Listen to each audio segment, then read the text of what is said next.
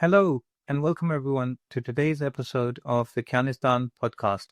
Joining us today, we have Dr. Kian Tajbakhsh. Dr. Tajbakhsh is an Iranian academic specializing in Iran society and governance. Dr. Tajbakhsh in the past has also been a political prisoner detainee in Iran, so he has first-hand experience of political protest and its consequences in Iran. So I'm grateful to have Dr. Tajbakhsh join us. Hello, Dr. Tajbakhsh. How are you? Good morning. I'm fine. Thank you. Brilliant. Where are you joining us from today? I'm in New York City. Okay, cool. You're teaching currently in America, that's right, is it? Yes, that's right. I'm a professor of international relations at NYU, New York University. So tell us a bit about your background, please, especially when and how you moved from Iran to USA and what your role was when you moved over. Yes, well, my background is that when I was born in Iran, and at an early age, I did my schooling in the UK. So I did most of my secondary education in the UK. My father at the time was living in Iran, and he was a civil servant working at the time of the Shah's government. And also we lived in New York, and so I traveled between the UK, New York City, and Tehran. And so I have a sense of both Europe, Iran, and the United States. I emigrated full-time to the U.S. in the mid-1980s, and I did my graduate work, my PhD at Columbia University, and then I started my academic career in New York. But in the mid-1990s, I began to notice the political opening that Iran was experiencing. Many of your listeners probably don't remember. This goes back to 1996 election of Mohammad Khatami, who was the reformist president in Iran at the time. As I just mentioned, I had not grown up really in Iran on a full-time basis. And when I did my graduate work, I had not studied Iran as a primary subject. As a political scientist, I focused on Europe and the United States and on social movements. But in 1997, a year after the election of Mohammad Khatami in Iran, I was inspired to travel back to the country of my birth after a gap of 20 years in which I hadn't been to the country. And I went to Iran for personal reasons, to reconnect with my family and to explore my own relationship with Iran. And as soon as I got there, I became involved in I became first aware of a major transformation of the state system, a big reform that was happening, that was being instituted by the Khatami administration. And that was the creation of elected local government across the entire country in the following year. And that's when I decided to change the focus of my research to study the emergence of this local government system in Iran, because I focused on local government and urban politics in the West. And I was particularly interested in the question of the democratic potential of these new electoral institutions that were going to be rolled out overnight in over 1,000 cities and over 30,000 villages around Iran. And you have to imagine that this was the most important plank or platform for civil society reform inside Iran in what the reformists, these were the Islamist reformists, referred to as Islamic democracy. In other words, they were trying to push the Islamic system, the Islamic Republic of Iran, in a more democratic and more liberal direction. Not a whole-scale regime change, but a major reform of the state system. I went back to Iran to study this. I followed up by spending 2 years on a sabbatical in Iran.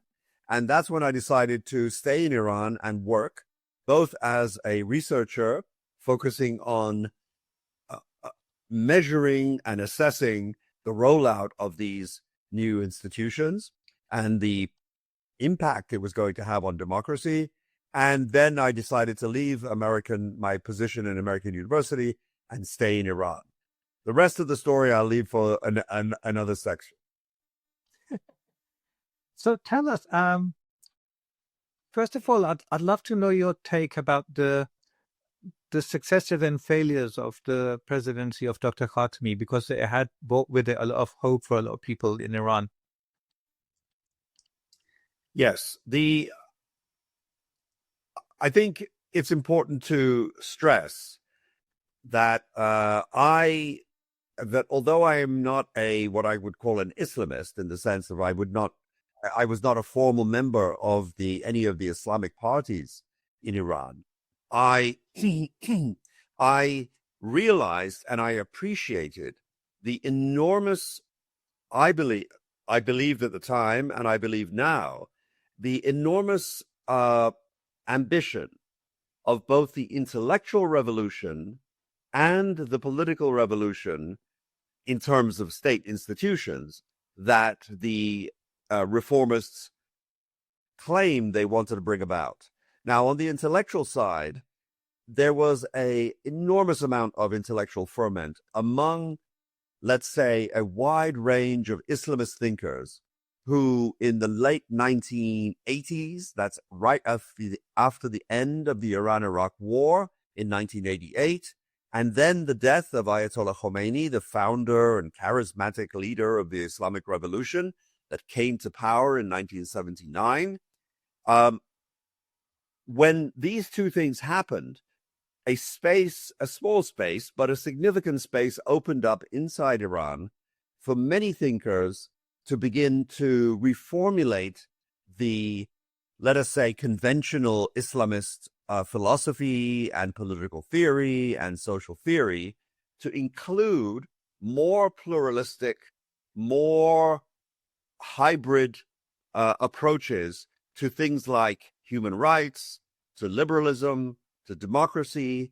And their argument essentially was that Islam could, and based on its own internal principles, allow a marriage of what people had seen in Iran for 10 years, that is to say, a very traditionalist and almost totalitarian and very authoritarian form of top-down Islam, that this Islam could be reformed in a more pluralistic direction to allow wider points of view, to allow more heterodoxy to be included, to allow greater popular input in governance and so forth.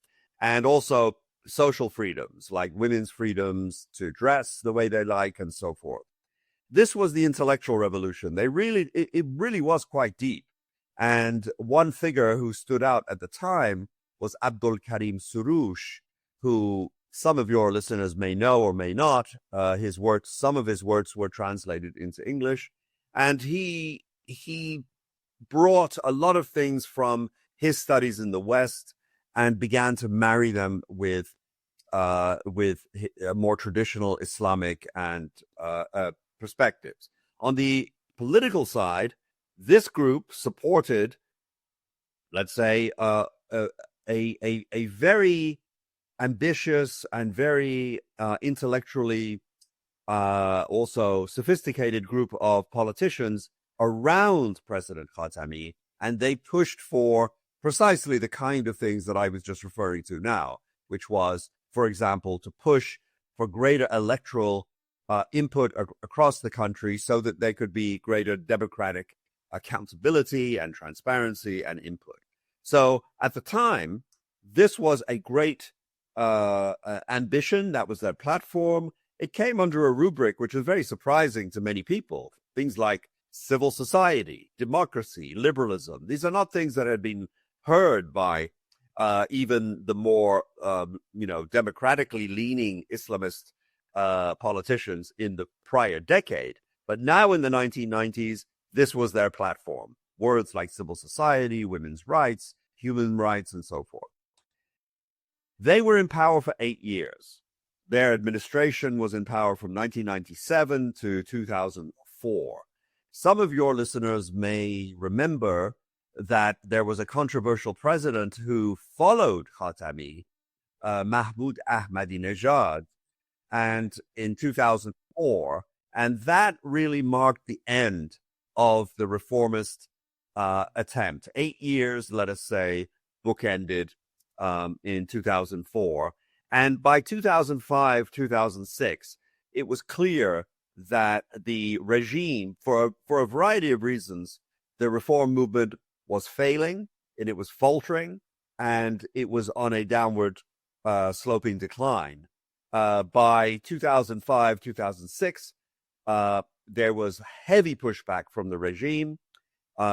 Many of the leading activists were jailed. Many of them were arrested. Many were marginalized from politics. The leading politicians were also harassed. And this led to the 2009 Green Revolution. Again, we're going forward in history. This was 2 years before Tahrir Square in 2011 in Cairo. In 2009, millions of people were in the street protesting what they felt was a fraudulent electoral result for the re-election of Mahmoud Ahmadinejad. And I was in the street, and I was one of the many, many thousands of people who was arrested in Iran for allegedly instigating a overthrow of the Islamic regime. Whereas the main goals of we can talk about this in greater detail, but the main goals of the Green Movement was to push for greater accountability and greater transparency in the political system. So I would say that the successes of the Khatami-led reform movement were that it put on the radar of the Iranian political system a new set of ideas that were unrecognizable in 1979 when Ayatollah Khomeini led the revolution, and really brought the Islamic ideology potentially up to date with many of the leading philosophies, political positions, social positions of, let us say, the secular West, although they put them in Islamic idiom to make it compatible. But this turned out to be too much of a bridge to cross for the regime. Those who were in power, the establishment authorities, the clerical authorities, the major ayatollahs that interpreted Islamic law, felt that this was a violation of the principles that the revolution had been founded upon in 1979, and pushed back clearly. And by 2009, with the arrest and mass arrest of the Green Movement protesters and the disestablishment, the removal, the two main reformist political parties were made illegal, and many of their leaders were imprisoned or marginalized from politics. That really marked the end of the reformist movement in Iran. And so where are we today? We can talk about that perhaps later. Yes, as you said that was the end of the reformist movement. That's the question I was going to ask, actually, that does it exist in even a diminished form now? Can anyone be recognized in the system as leading what's left of the reformist movement, or do you think it's completely dead in the water now? I would say it's completely dead in the water. I believe it was dead in the waters after 2009, after the 2009 crackdown, with the institutional and organizational presence of these two leading political parties, which had access to newspapers, had access to their own media, and so forth. Once they were removed from the scene, none of the politicians that referred to themselves as reformists could really be referred to as reformists because they did not call for any significant or structural change within the constitutional system. And I'm not referring to an overthrow of the constitutional system even.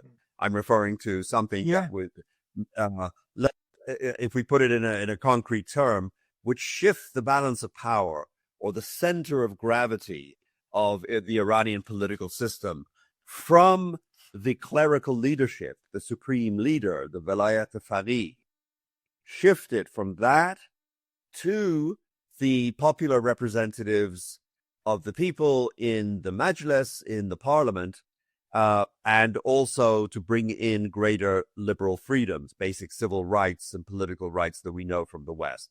No one after 2009 has been calling for that. No one called for that.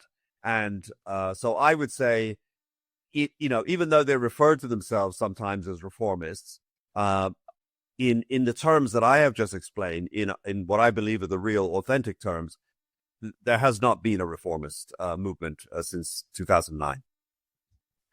Dr. Tajbakhsh, as an outsider, I think that's a big shame. Not that I'm looking for continuity or change one way or the other. I'm just an outside observer. But when you have within the system a method of opposition and change within the system, that change, even if it comes about slowly, it's supposed to come about more smoothly and less violently. Whereas if you remove that kind of element from within the system, then a lot of voices get excluded from the system, and then maybe this kind of unrest that you see on the streets might be a result of some of that. But on the other hand, I'm also just listening to your comments.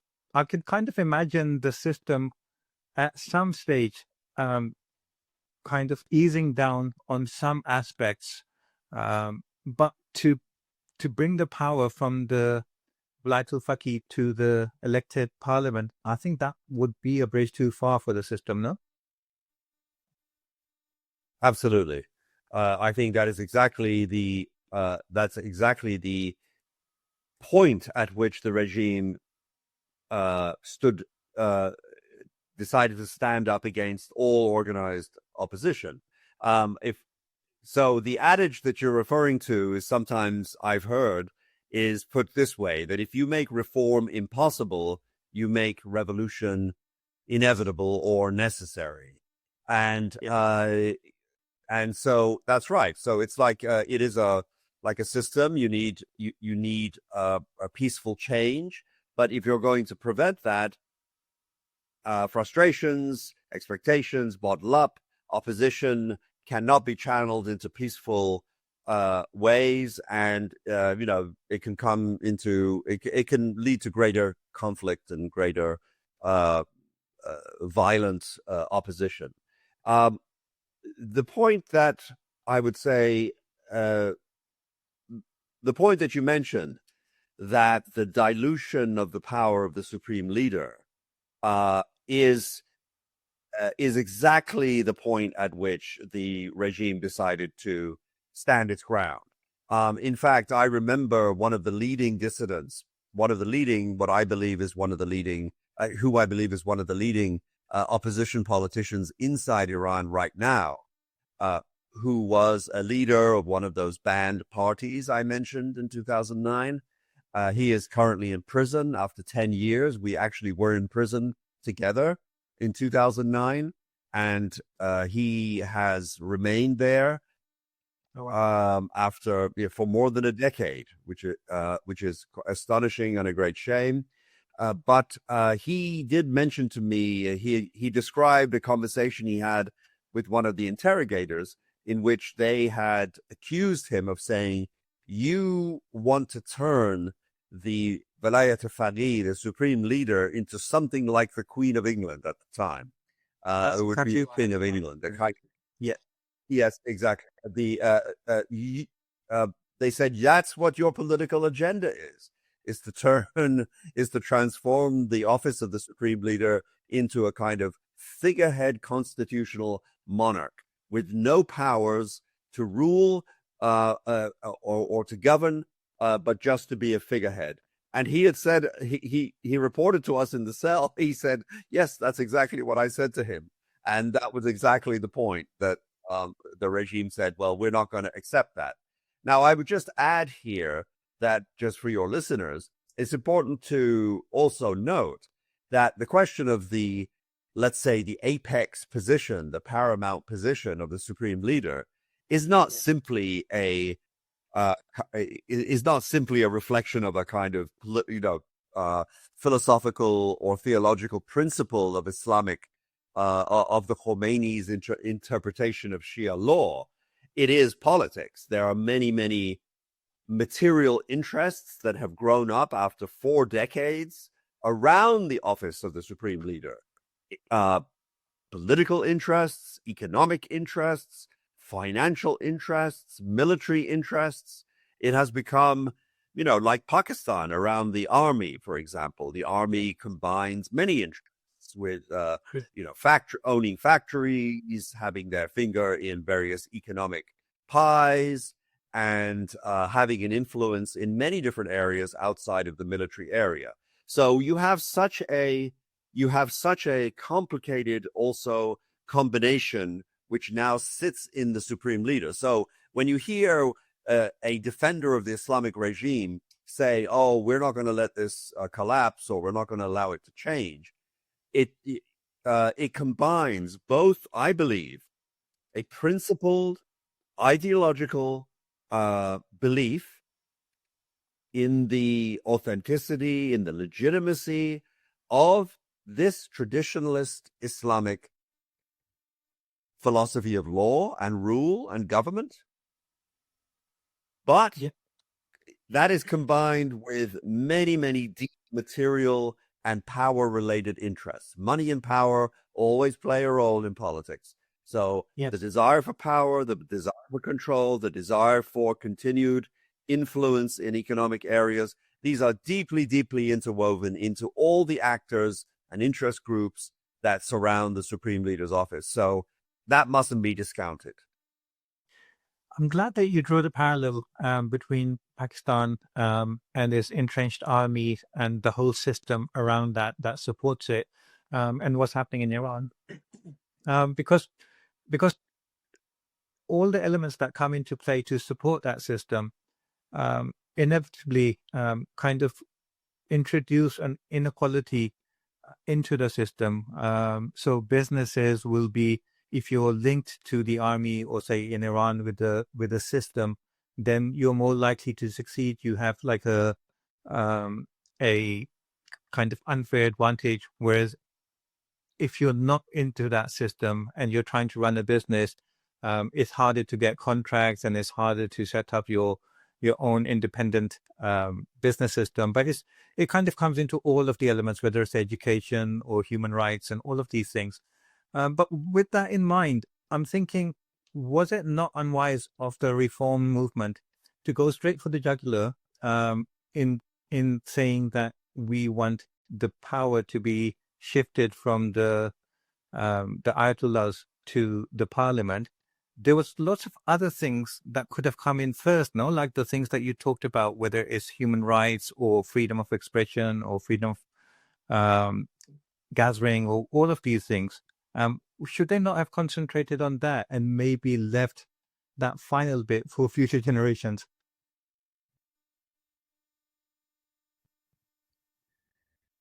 I mean, that's a good question. I think in reality, the reformists were actually quite sophisticated. They started in piecemeal ways. I mean, in the end, when you do have access to certain institutions of political power, for example, like the Majlis, you do what you can. So, for example, they did start on individual concrete topics that would allow more oversight to be shifted, not whole-scale shift of power. But for example, the national radio and television broadcast system in Iran, the state-controlled broadcast system, the law requires it to be audited by the subcommittee of the Majlis, but it never has been. The leader, the head or the director of the IRIB, the Islamic Republic of Iran Broadcasting System, I think that's the acronym in English. The director is always appointed by the supreme leader's office, and of course, if you're a revolutionary government, and even after 43 years, the Islamic Republic of Iran refers to itself as still a revolutionary government, which may seem paradoxical to people outside because, it's like 43 years, it's half a century, it's like, it's not really a revolution yet, but they do see themselves as revolutionary because they see themselves as exporting the Khomeini's model of Islamic revolution everywhere else into the world, certainly through the region, but also ultimately throughout the world. However unfeasible or overambitious that seems. So that's why they call themselves revolutionary. But as you know, any revolution, typically the first thing they need to take over is the radio and television stations. Yeah. And that's what they typically do because they need to broadcast to the people. They need to be able to communicate with the people. They need to also, control the narrative, as they say. Yeah. So the revolutionary leaders in Iran are not going to relinquish the power of the IRIB. So what they do is they appoint the director and they control all the policies of what gets on TV and what's not. And there's very high censorship and there's very high control. For example, since 2000, I'd say even earlier than 2009, since 2005, 2006, not a single legal opposition figure in Iran, this person that I was referring to, or the 7 or 8 people that I was in the cell with, they were the central committee of the opposition parties. So just to finish that thought, so what the reformists did do is, for example, put in a small change of the law to make the auditing of the state broadcast and radio television broadcasting system available to the parliament. So to figure out who's paying money, how much money they're getting, where is it coming from, and to ultimately claw back a little bit of power, and with the ultimate goal of trying to remove the censorship so that they could get, a wider range of voices to be reflected on the national. But the supreme leader didn't do that. And so and then, of course, the local councils that I mentioned, this was not starting at the top. This was, in a sense, starting at the bottom in small, village and city councils. And so but, the regime is, in a sense, clever. They know that this was a step towards if you know that they're starting with the small things, and I know they're starting with the small things, so do the leaders know they're starting with the small things. Yeah. And so they decided to nip it in the bud. Hey there. I hope you're enjoying this episode. Let me just take a moment to introduce our sponsors for today. This episode is kindly being sponsored by the Worldwide Listings Company Limited, or WLC for short. WLC is a complete A to Z Amazon account management service. So if you're looking to start an e-commerce business, or you already have a business that you want to take to the next level, then get in touch and WLC will be able to help. Just for transparency purposes, let me also mention that WLC is a company that I personally created and am a director of. So when you get in touch with WLC, you will be speaking with directly myself or my team, and we very much look forward to speaking with you to see how we can serve your needs. Thank you. And with that said, let's get back to the episode. You mentioned that the state still likes to see itself as a revolutionary government system. And as part of that, their argument is that they're still trying to export that revolution, at least in the region. But when I speak to many kind of sympathizers of the system, and I present that to them and say that this is why a lot of the regional countries are fearful or defensive against Iran, including Pakistan, because there was a lot of Shia Sunni troubles in Pakistan, which in one way or the other may be supported by Iran and Saudi Arabia. In the early 90s, there was a lot of unrest But sympathizers point out that Iran is not trying to export its revolution to the region. To the contrary, they're kind of dealing with countries with Hamas, which is a Sunni movement, with a lot of other Sunni. They're happy to kind of um, interact and work together with Sunnis. And that is a sign that they're not trying to export that revolution that was brought forward in Iran. So which one is it? Are they trying to export or not? I would say yes, they are. I mean, I think they're being disingenuous when they answer you that way. Of course, geopolitics is always a combination of values and interests. So, yes, they do believe that they represent a purer form of Islam. They believe that they represent the Twelver Shia Jafari form of Islam, which they believe is the true form of Islam. I mean, that's what the state represents. They say it every day, and they say it in the Constitution. So, in one sense, if they would ideally want to have that in the region, but of course they are realistic. I mean, when you have a country like Pakistan, which is over 100 million people who are Sunni, I mean, what are you going to do? You're not going to sort of invade them. I mean, unless you could. I mean, I guess if they could. But look where Iran has, in fact, uh,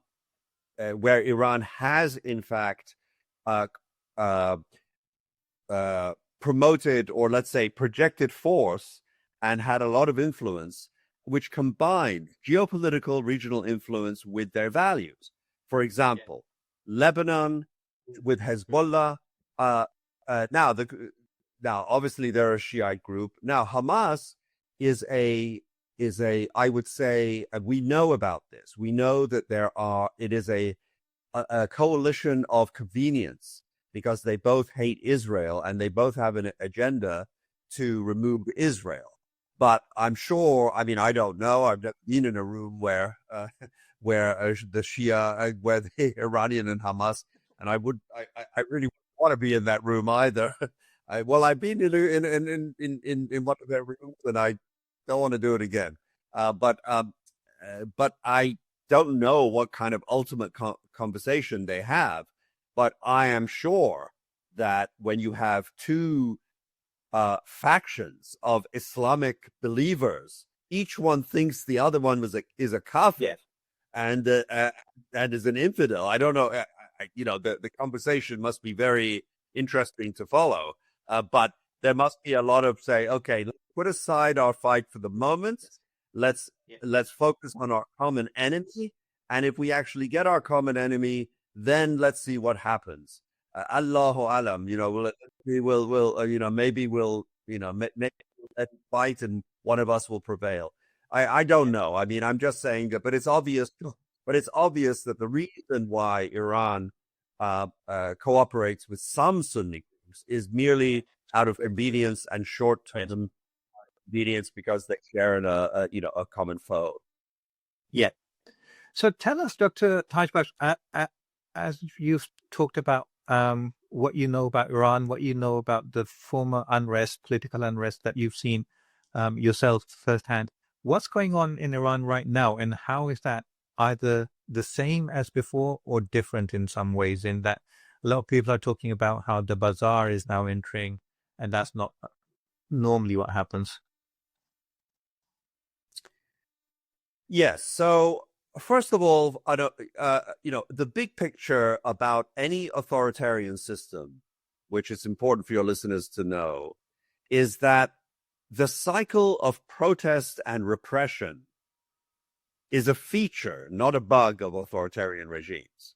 In other words, once you decide to go on in this model, it's baked in. You're going to have protests. I mean, that's the way in which public anger gets expressed, because you have not allowed the full range of, or enough, let's say, range of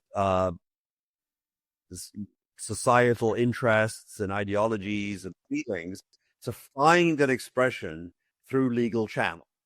So that's what it means to have a very closed and narrow ideological political system, a political system based on narrow ideological rules.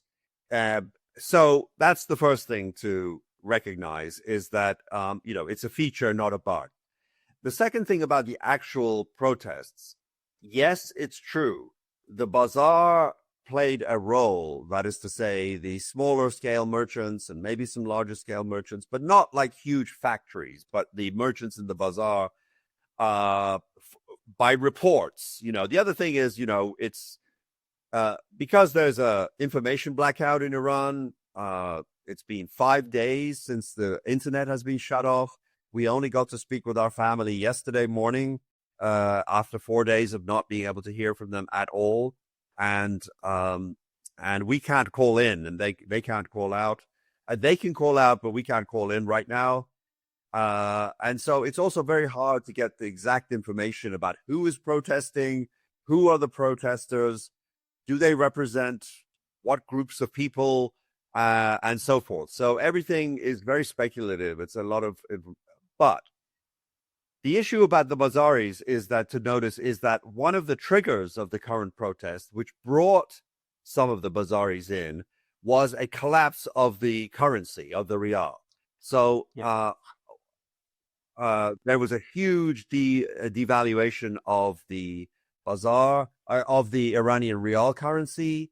And of course, this, can wreck the whole enterprise of many, many people who export in the region or use some kind of havala or some kind of types of money. Even if they're sanctioned regimes, they still have to send money back and forth. Yeah. And so this hit them in the pocketbook, and this brought them out. So it doesn't necessarily mean, by the way, that in the West, we can't automatically say that that every protest and every expression of grievance in these protests embodies a desire to overthrow the regime into some kind of alternative democratic. No, you can be a discontented Islamist, which is to say, you can be someone who supports the existence of the Islamic Republic of Iran.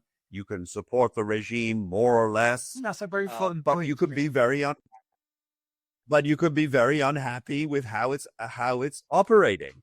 And if you feel that, let's say if you're a Bazari, and exactly what you were saying, if you're not connected to some of the elite inner circles and what many people refer to as the mafia type groups that control big currency changes and so forth, you get angry, not because you're angry at the system as a whole necessarily, or certainly not at first sight, but you're angry because your livelihood is being threatened, and also because you see other people taking advantage.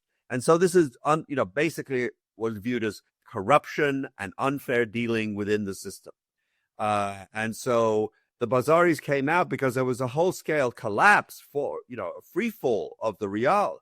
And that added to massively increasing prices, foodstuffs. My family just mentioned the price of eggs and oil is just gone through the roof. And so a lot of people are just going to protest because they can't get food on the table.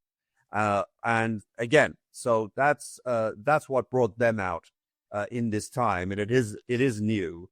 But we have to take all these different dimensions and keep them in mind. I think there's some signs as well that things might be getting, they might be getting more in control of the situation, because I think there's some news that internet will be kind of installed or turned on, which is probably a sign that the government is confident now that they have a grip of the situation. Yeah, I think that's right. I mean, if that comes to pass, then it would be a sign that they feel confident enough to reopen the internet. Yeah. In your opinion, and you've touched upon some of these things, as someone who has a lot of knowledge of what goes on inside Iran, but also has a lot of experience interacting with people outside of Iran, especially in the West, what are the things that when people talk about Iran, they kind of get wrong, or they kind of project their own emotions on what's going on inside Iran, do you think?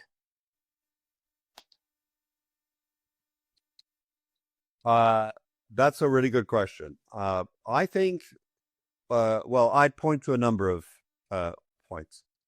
First of all, I think that it's important to put the size of the protests in perspective.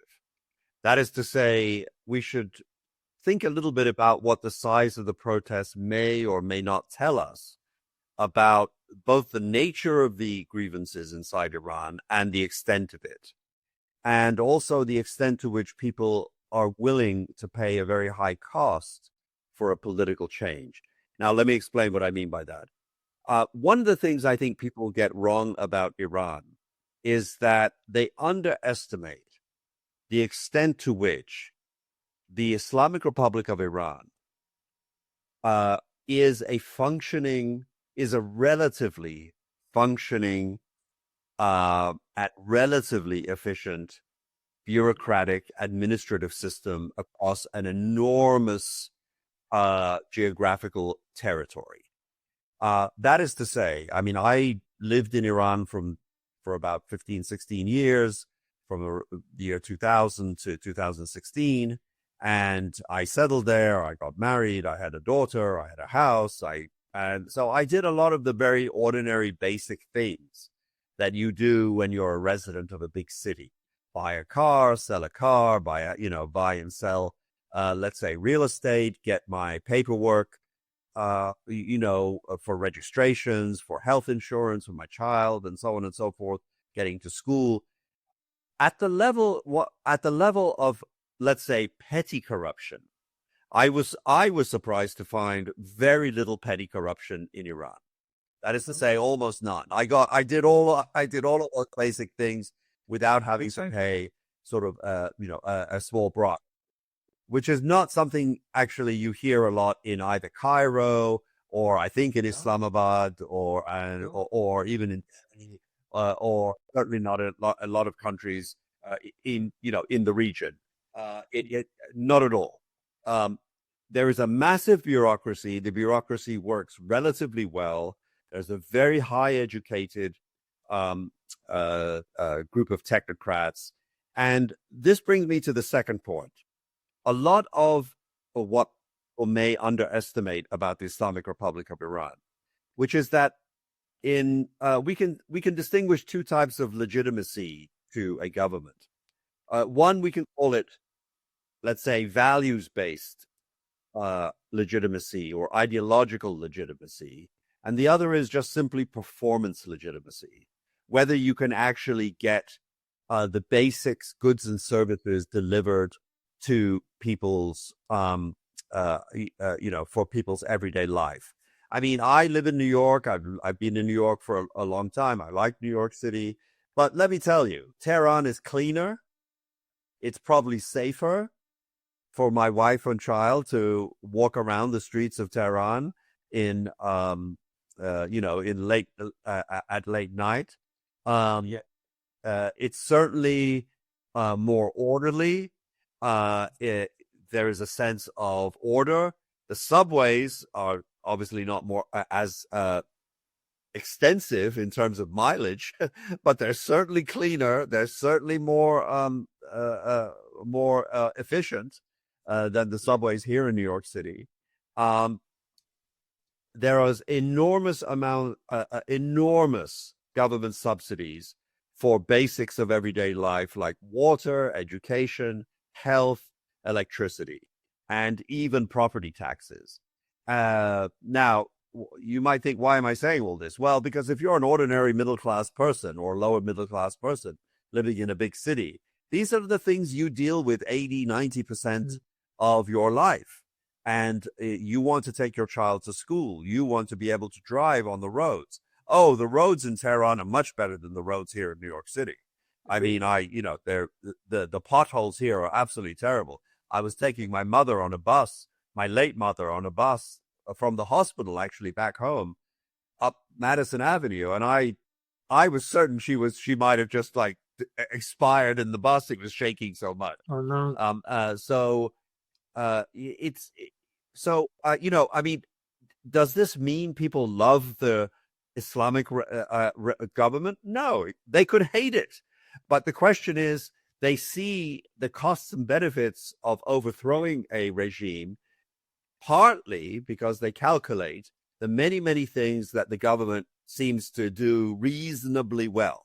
The public health system in Iran, by the way, you should know, UNDP and the United Nations has consistently ranked Iran as the highest, or I think one of the highest ranking, best performing public health systems in the entire Middle East. This is a legacy of the period of the Shah, but of course, after half a century, it's not enough to call it a legacy. The regime has obviously built up a very robust system of nurses and doctors. And even though most of the doctors in Iran are certainly secular, certainly drink alcohol at home, certainly detest the regime, certainly live in London and go in London and so forth, but they all come to Tehran and they all, they have clinics and they undergo and in ways which are sometimes confusing, they have better equipment than my doctor here in New York. And so, I mean, obviously it's expensive and so forth, but I'm just giving you these as a sign of the way in which a politically closed system can nonetheless operate at a bureaucratic administrative level relatively. Yeah. So thank you so much for that picture that you painted.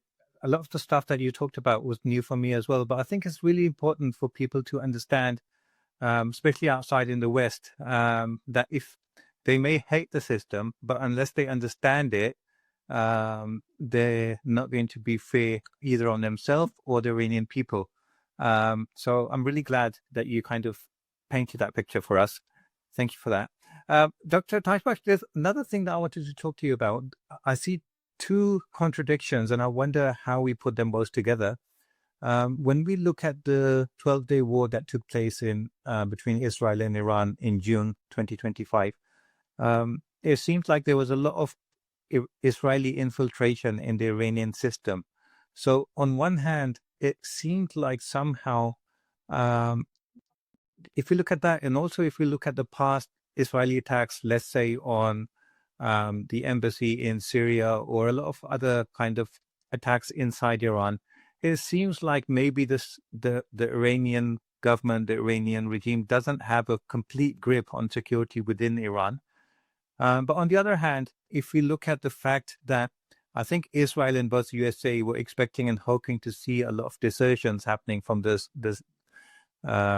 top level of people deserting the system and leaving Iran, none of that happened as well. So how do we put those two things together? What do you think is, how much in control is the system and how strong or fragile is it? That's a really good question. Actually, I've never heard it put quite that way. Yes, I think that's right. You put your finger on an interesting tension. I think that the reality, I would say that the way to explain that tension is to explain that Israel is laser focused on one thing and one thing only. And that is securing its survival, what it sees as neutralizing a threat from the Iranian nuclear, potential nuclear weapons system or weapons, nuclear program. So I think that what can happen is that you have a very large regime and you have a big repressive apparatus. And what Israel evidently did, from everything we know, is they were able to penetrate those parts of the regime which were critical to Israel and to act on them. But it doesn't necessarily mean that that dismantles the basic repressive ability of a regime. They still have police forces. I mean, suppose just like today or currently in Iran, there are 1,000 people come in the streets. I mean, I think an answer to your question is coming clearer into my mind, and that is that actually these things don't necessarily overlap.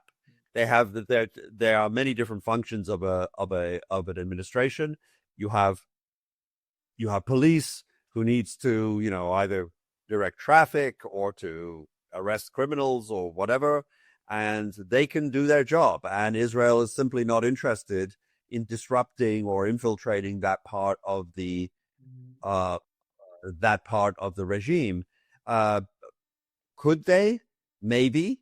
It was probably an enormously hard thing to do anyway. The Iranian regime appears to be incredibly ideologically cohesive, much more than anyone expected, anyone still believed to be possible. And so, if you think about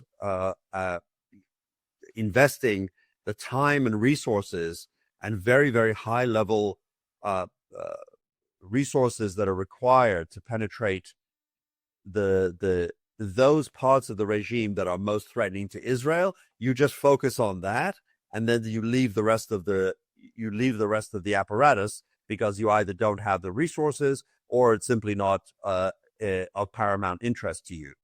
And so what means is that you can take out their nuclear program, but you can't prevent thousands of, let's say, IRGC or Basij soldiers being mobilized to crack down on protesters. Yeah. That would be my answer. True. What do you think are the chances of another conflict, a kinetic conflict between Israel and Iran, or Israel, Iran, and USA? Well, a conflict in the sense of we had a conflict during the 12-day war. I think the chances now are low, and that's mainly because as a result of the 12-day war and attacks leading up to that, Israel has essentially knocked out all of Iran's air defense systems. Iran is an open sky for Israel and the United States currently. And so if the Iranians moved to, let's say, shoot more ballistic missiles towards Israel, I think there would be a massive retaliation by both the United States and Israel, or certainly by Israel, and maybe also by the United States, in which it would just destroy all the ballistic missile sites before they even got launched. So I would put a repeat of the kind of conflict in which several big ballistic missiles did hit Israel, now to be much lower, and I don't see that happening. But Dr. Tajbakhsh, if that was the case, doesn't that make war more likely rather than less likely? Because if Israel knows that Iranian skies are open to them, regardless of what Iran would do, Israel would take advantage of that opportunity. And similarly, if USA thought that it could knock off all of Iranian missile sites, it would go ahead and do that. Whereas it seems like it's not just Iran that was kind of left exposed in that 12-day war, but I think Israel and USA also saw their limitations. Well, yes, I think Israel and Israel certainly saw some of the limitations to have. I mean, they also saw their strengths. I mean, most of the missiles were intercepted, from what I read, and a few got through, but that could be updated now. I think obviously I'm not in the planning room of in Tel Aviv or in Washington, but I would guess that if you have that card up your sleeve, and the Iranians know you have that card up your sleeve, that is to say, to destroy all their ballistic missile sites and all their ballistic missiles, currently, when Iran is on its back foot in regional politics, you would keep that card to play when you need it. In other words, if you're going into a negotiation now with Iran, you would want to keep that card as a threat, as a potential card to play. You go into the negotiations, and for example, you would say, okay, Iran, where is that 400 kilograms of enriched uranium? Is it still under the rubble in Fordo, or have you hidden it somewhere else? We want it now. Give it to us. Otherwise we are going to just, this is a potential attack. Of course, so that's the way I would think of it, but I'm not a military strategist, but that seems to make sense to me. Dr. Kian Tajbakhsh, thank you so much for your insights, your thoughts, your time. I really enjoyed this conversation. There's so many more things I wanted to talk to you about, including the Crown Prince, and there's a lot of talk about the Crown Prince, and especially in the West, but also regional politics, international relations. And I'd love to have you back one day. Well, it was delightful to speak with you. Thank you so much for inviting me, and I would be delighted to be back on your show. Thank you so much. Thank you. I really appreciate it. Have a lovely day. And yourself. Bye-bye. Bye-bye.